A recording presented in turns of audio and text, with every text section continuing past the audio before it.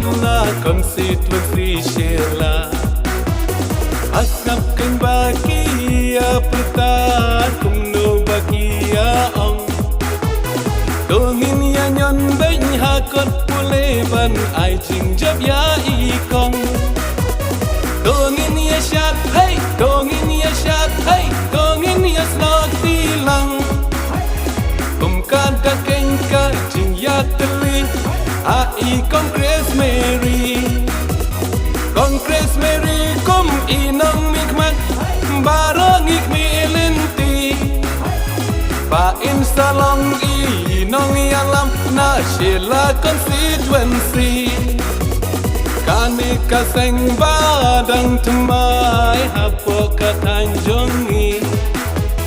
Kabansawan raya kijing kelaleng bai Kongres Mary Sembal jongka day ikot pule lama ngilayoi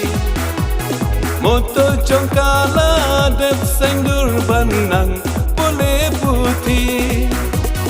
Dongin ya syak hey dongin ya syak hey dongin ya slok tilang Kada kengka jing ya teli ai Kongres Mary kum inong mikmat barong ikmilinti pa insalong inong yalam na Sheila constituency